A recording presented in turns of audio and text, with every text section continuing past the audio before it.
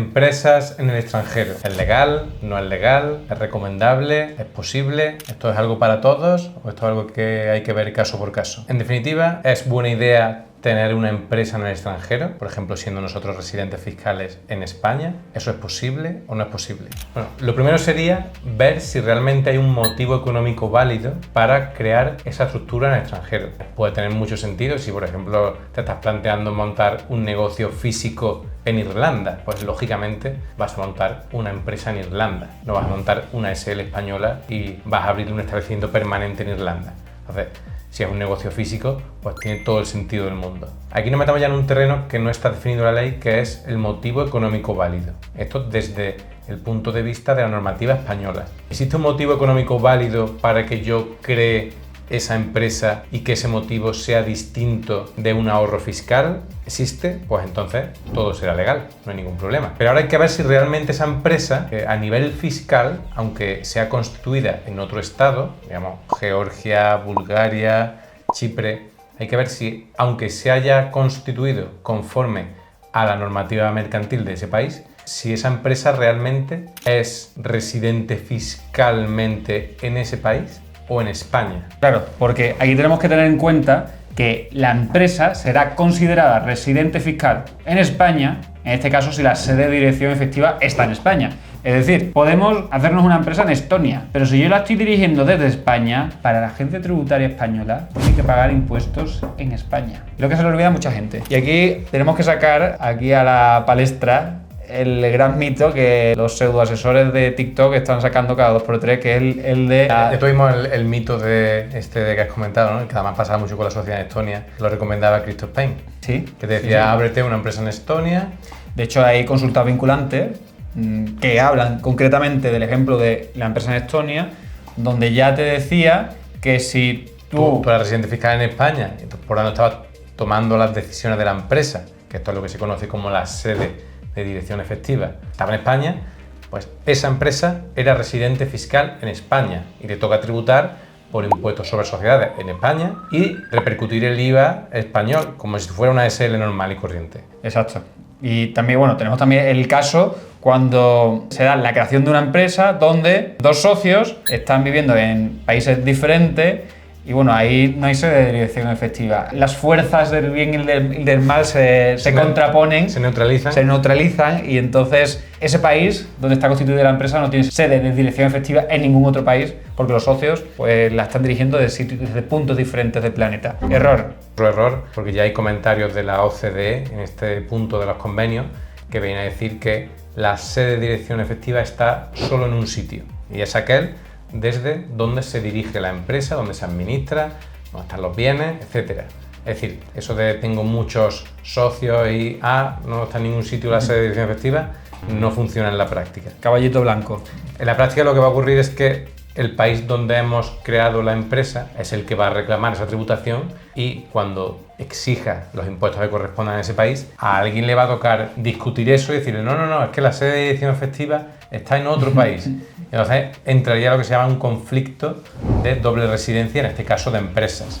Y ahí habría que ver realmente si la sede de dirección efectiva está en un país o en otro, sin más. Pero bueno, entonces, volviendo otra vez al tema inicial. ¿Puede tener sentido? Sí, de hecho, bueno, si tienes un negocio y no sabes dónde montarlo y crees que en un país puede tener más tirón que en otro, pues lo suyo es montarlo en ese país. También puedes montar una empresa en un país que te convenga más fiscalmente, pero siempre y cuando pues, la sede de dirección efectiva esté en ese país, es decir, haya una persona, un director, un administrador que dirija la empresa desde ahí y que además los recursos de esa empresa, lo que se llama la sustancia económica, se encuentra en ese país. Es decir, los medios personales, es decir, los empleados y los medios materiales, ¿no? Cualquier tipo de bienes de que disponga esa empresa. Otro punto importante aquí que tenemos que tener en cuenta a la hora de abrir una empresa en el extranjero es, bueno, el juego de convenios. O sea, realmente cuando vamos a hacer una inversión en un país extranjero tenemos que ver si nos sale caro o nos sale barato repatriar beneficios. Y aquí es cuando descubrimos el mágico mundo de las holdings internacionales. De hecho, hay países en los que abrir una empresa puede llegar a ser más rentable la repatriación de dividendos que en el caso de que nosotros abramos una holding en España, que en este caso tenemos que pasar por caja y pagar un 1,25%.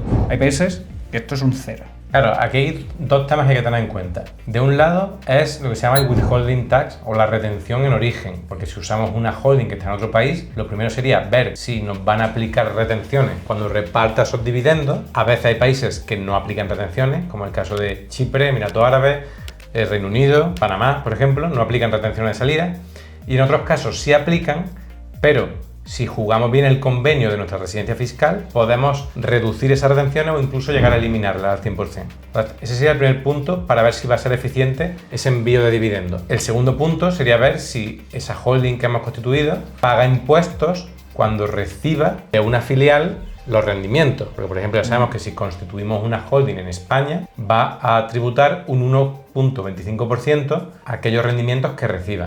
Es una tributación de porque sí, vamos, de hecho la ley dice en conceptos de gestión, ya te traca el concepto agrandado. Un concepto de gestión. Gasto de gestión que me encanta porque es fijo. O sea, si tanto 1,25. 1,25, tanto si los dividendos son de 1 millón de euros como si son de 10 o si son 5. Es súper injusto y además un caso de doble tributación. Que aquí tenemos que decir, ese dinero son beneficios empresariales que ya han pagado el impuesto de sociedades. Y ahora de nuevo tenemos que pagar por repatriar, por recibir dividendos. En definitiva, hay países que le meten estos gastos de gestión, que llamamos por ejemplo en el caso de España. Hay otros países que te hacen tributar otra vez de nuevo por todos los ingresos que reciben de las filiales. Y hay otros países que lo que viene de otras filiales no vuelve a tributar, a veces si se cumplen determinados requisitos, y a veces simplemente porque venga de fuera ya no tributa. Para aterrizar esto al caso concreto, tuvimos hace poco un cliente que ya tenía su holding en España. Bueno, quería hacer una holding internacional por encima de esta española. Aquí tenía dos problemas. Primero, lo que reciba la holding de España ya sabemos que va a tributar un 1,25%. Pero después, a la hora de distribuir esos dividendos hacia el otro país, se va a aplicar en principio una retención del 19%, que esto se puede bajar o incluso eliminar si tenemos un convenio para evitar la doble imposición que nos favorezca. Pero esto depende del otro país donde vayamos a colocar la holding. Por eso hay que estudiar varias jurisdicciones y ver cuál es la que le da el tratamiento más favorable. Exactamente. Aquí como learning muy importante. Si somos empresarios en España y sabemos que no vamos a vivir en España y vamos a hacer un cambio de residencia, 2 puntos. No abramos una holding en España porque nos va a penalizar siempre con ese 1,25 extra que estamos pagando. Y 2, si vamos a cambiar de país, siempre muy atento cómo van a tributar esos dividendos que vienen de España, porque te puede salir cara la fiesta. Pero bueno, si no quieres constituir una holding y al final lo que quieres es constituir simplemente la empresa operativa donde estás canalizando tu negocio, pues según la naturaleza de lo que tú estés vendiendo o el servicio que estés prestando, habrá que buscar qué país lo trata mejor. Pero ojo, porque antes se vendía mucho esta idea de busco a la carta el país que mejor lo trate. Y esto desde hace unos años ya no es posible. ¿Por qué? Porque se ha creado una nueva normativa anti-ilusión que intenta evitar lo que se llama el treaty shopping. Es decir, el me voy de compras y elijo el tratado que mejor me convenga. Ya eso no tiene sentido. Ahora te van a aplicar un tratado, un convenio, si eres tú realmente el que está allí o tienes allí una empresa y no simplemente porque has encontrado la jurisdicción que mejor te venía. Todos sabemos que Países Bajos puede ser una muy buena jurisdicción y eso muchas empresas lo han utilizado y han abusado de ello. Entonces lo que te dicen ahora es, oye, si tú me estás utilizando una empresa en Países Bajos simplemente para intermediar en la cadena y aplicar un juego de convenios que te favorezca, por ejemplo, para evitar esas retenciones sobre dividendos que veníamos hablando, pues voy a hacer la afición de que no está esa empresa ahí, que realmente está donde acaba el dinero, donde está lo que se llama el beneficiario efectivo. Entonces ya no vale el me acojo a este país que tiene un mejor convenio. O sea, es muy importante primero saber dónde va a estar nuestra residencia fiscal personal y a partir de ahí trazar cómo hacemos ese juego de países y convenios, ¿vale? No todo vale y no a todas las personas les vienen bien unos países u otros. Tenemos el caso, como sabéis, de Emiratos Árabes. Si por ejemplo estamos en Emiratos Árabes, ahí ya sabemos que no hay impuestos a salarios, a inversiones personales, a ganancias patrimoniales, por ejemplo, a arrendamientos que llegamos a título personal. Solo hay un impuesto sobre actividades económicas, ya sea para persona física o jurídica. Para persona física, pues tenemos un umbral de facturación de 1 millón de dirhams, y para persona jurídica sabemos que si tenemos un beneficio inferior a 375.000 dirhams o hasta el 31 de diciembre de 2026 una facturación inferior a el cambio más o menos unos 700.000 dólares, sean 3 millones de dirhams. 3 millones de dirhams, no vamos a tener tributación efectiva en esa horquilla. Esto puede ser muy favorable, pero lo que nadie sabe es que en Emiratos Árabes se aplica un test de sustancia. Cada año hay que verificar que realmente tenemos allí una sustancia, es decir, una oficina o unos empleados que justifican por qué tengo yo una empresa en Emiratos Árabes. Entonces, bueno, Emiratos Árabes, jurisdicción top, pero no para todo el mundo. Tenemos el caso de Paraguay, otra jurisdicción top, pero ahí hay que estar muy atentos al tema del IVA, porque nos puede incrementar nuestra factura fiscal. Tenemos Chipre, que nos gusta mucho, lo que pasa es que es una jurisdicción que puede ser muy cara si estamos facturando poco, pero a medida que vamos facturando más y más, se va suavizando esa curva y se va haciendo más óptima esa tributación.